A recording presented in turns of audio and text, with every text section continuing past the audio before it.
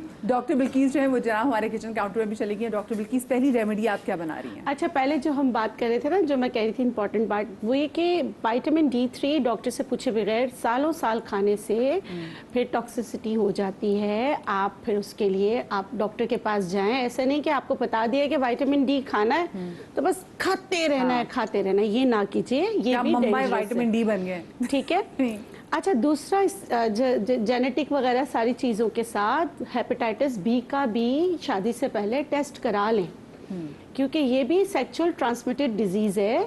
तो ये अगर आपने इसकी वैक्सीनेशन नहीं कराई, अगर आपको हेपेटाइटिस बी है तो ये भी ट्रांसफ़र आप कर सकते हैं। अच्छा। इन चीज़ों का भी आप ख्याल रखें। अब आते हैं कि मैं जो आपको बता रही हूँ, आप किसी पैथी में कोई भी अद्वियात इस्तेमाल करें, आप कर सकते हैं। अच्छा, अभी हम बात करते हैं शुगर की ना। टाइप 1 बहुत कॉमन हो गई, इम्यून डिसऑर्डर है, बीटा सेल्स तकरीब पूरे डिस्ट्रॉय हो जाते हैं। तो मेरे पास जैसे बच्चों के भी होते हैं, तो मैं हमेशा कहती हूँ भैया आप डॉक्टर के पास जाए, इंसुलिन लाजमी लगाए। हम लोग नेचुरोपैथी में कहते हैं हनीमून फेस। जब आपको टाइप 1 डायबिटीज़ होता है, हनीमून फेस, उसमें आप चराइता, अर्क़े चराइता, आप इसको गूगल कर लें, इसकी सारी चीज़ें पढ़ लें। लेकिन ये हरगिज इंसुलिन का बदल नहीं है। आपने इंसुलिन लाजमी लगाना है, डॉक्टर के पास लाजमी जाना है। लेकिन साथ में अर्क़े चराइता बच्चों को 1-1 चम्मच दिन में 3 बार दीजिए बिफोर मील। ठीक है। तो इससे अल्लाह के हुक्म से, जो अगर हनीमून फेस पर है और बीटा सेल्स टोटल डिस्ट्रॉय नहीं हुए, तो आपको फ़ायदा होगा, यकीनन होगा। आप लोग को पता है मैं दावे नहीं करती, दावे सिर्फ अल्लाह गफूर रहीम की ज़ात कर सकता है। ये मैं आप लोगों के लिए इसलिए बता रही हूँ कि क्या पता आप लोगों को, जैसे बहुत सारों को फ़ायदा हुआ है, ऐसे आपको भी फ़ायदा हो। ठीक है, ये हो गया। अच्छा, अब टाइप 2 डायबिटीज़ हैं, उसके साथ आपको ब्लड प्रेशर भी है, शुगर भी है। शुगर मायोपैथी, जैसे आपको जिस्म में न्यूरोपैथी, जैसे जिस्म में शदीद दर्द होता है। अच्छा, टांगों में चुभन होती है, सुनपन होता है, आप सुबह उठते हैं तो लगता है रात को किसी ने आपको खूब कूटा है, तो आज सुबह जब उठते हैं तो लगता है कि बस एनर्जी ही नहीं है। तो आप क्या करें, यहाँ मैंने 5 चीज़ें रखी हैं। ये किसी दवा का नैमुल बदल नहीं है, आप जो अद्वियात इस्तेमाल करते हैं कीजिए। साथ में आपने ये करना है, कलौंजी लेना है आपने। ये सारी चीज़ें हम वज़न है। शुरू में आप बनाना चाहें तो आप 10-10 ग्राम ले लीजिए। आपने कलौंजी ली 10 ग्राम, आपने बादाम लिए 10 ग्राम, कड़वा जौ आराम से मिल जाता है। अच्छा देखिए, इसको जब भी आप लाएं ना तो पहले धो लें, धोने के बाद इसको फ्राई पैन में हल्का सा रोस्ट कर लें। ठीक है, उसके बाद ये भी 10 ग्राम, भुने चने 10 ग्राम और मेथी दाना 10 ग्राम। सारी चीज़ें, कड़वा जो क्योंकि बहुत गंदा मिलता है तो प्लीज़ आप धो लीजिएगा, धोकर रोस्ट कर लीजिएगा। उसके बाद ये सारी चीज़ें जो है 10-10 ग्राम आपने लिए, इसको दोबारा तवे पे हल्का सा रोस्ट करें ताकि ये ख़राब ना हो। उसके बाद इसको ग्राइंड कर लें। ग्राइंड करने के बाद आप इसमें से 1/4 टीस्पून स्टार्ट करें दोपहर खाने से आधा घंटा पहले, रात खाने से आधा घंटा पहले। तो इंशाल्लाह स्लो एंड ग्रेजुअली आपकी अद्वियात के साथ, अगर आप इंसुलिन पे हैं तो वो आपके डॉक्टर ही इंसुलिन के यूनिट्स कम ज़्यादा कर सकते, मगर ये आपको नुकसान नहीं पहुंचाएगा और जितनी भी सिम्टम्स है ना उसको क्योर करने में आपकी मदद करेगा। अच्छा, कॉलर हमारे साथ मौजूद भी है लाहौर से, शहबाज। अस्सलाम वालेकुम शहबाज। वालेकुम सलाम, कैसी हैं आप? ठीक ठाक हैं? बिल्कुल ठीक, अल्लाह का शुक्र। क्या पूछना चाहेंगे?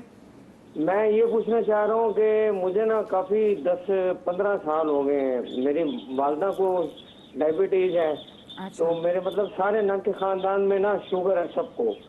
तो मुझे ये प्रॉब्लम है कि जब मैं अपनी डायबिटीज चेक करता हूँ तो मेरी 70 आती है, यानी फास्टिंग में, और रैंडम में भी मेरी 70-80 बहुत हो तो मेरा ख्याल है खुशकिस्मती है कि मेरी 120 पे चली है, वरना ये नहीं जाती। वो डॉक्टर कहते हैं कि आप मीठा खाते रहें, जितना हो सकता है खाते रहें। और मैं आज आपके तो मजे लग गए शहबाज भाई, पूछना चाह रहा हूँ। मैंने कहा आपके तो मजे लग गए, मीठा खाते रहे, आपको तो इजाजत डॉक्टर दे रहे हैं। वो तो कह रहे जी आप जितना हो सके मीठा खाएं। मैं कहा ये ना हो कि मीठा खाता ही रहूं, तो बाद में पता चले मैं भी जी पेशेंट बन गया हूँ। तो मुझे ये बताएं कि ये मेरी टांगों में भी दर्द रहता है, तो अच्छा मुझे ये बताएं कि ये शुगर जो है 70-80 रैंडम में और फास्टिंग में ये आगे क्यों नहीं जा रही? इसका कोई नुकसान तो नहीं है? अच्छा, या कोई ऐसा मसला तो नहीं है जिसकी वजह से मुझे कोई मतलब कि बॉडी में कोई रिएक्शन या कोई इन्फेक्शन ना हो। अच्छा, बात तो सुने ना मतलब ये शहबाज मुझे भाई, बड़ा डर सा महसूस हो रहा है। डॉक्टर साहब पूछ रहे हैं कि आपका वजन कितना है मेरा 75 और आपकी एज और कितनी मेरी है? जी आपकी एज कितनी है? मेरी एज है 51। 51। हाइट कितनी होगी अंदाजन? हाँ हाँ, कद कितना होगा अंदाजन? 5'6". 5'6". चले, बहुत शुक्रिया। अच्छा देखिए, ये जो है ना, इसे हम लोग कहते हैं शुगर का आपको ट्रैप करना, ठीक है। इसको दूसरे लफ्ज़ों में हम अपनी ज़बान में रिएक्टिव हाइपोग्लाइसीमिया कहते हैं, जो मैं जिक्र कर रहा था। जी जी।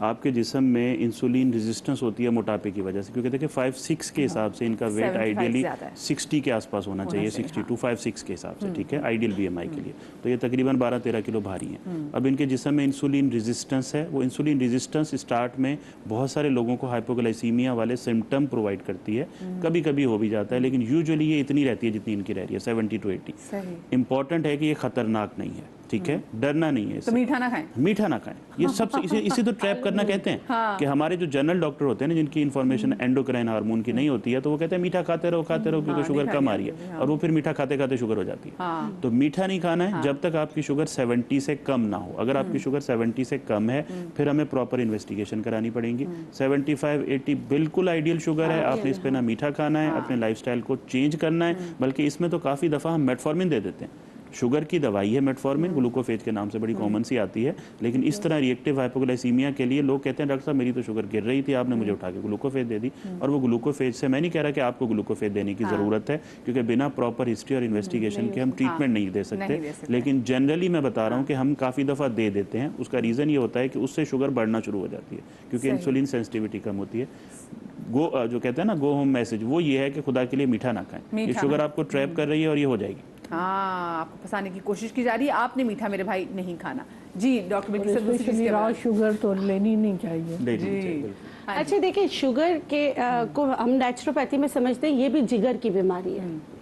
क्योंकि अगर आप ग़िज़ा सही खाएंगे, कार्ब्स कट डाउन करेंगे, एक्सरसाइज करेंगे, तो फिर आप अद्वियात को कम से कम कर सकते हैं।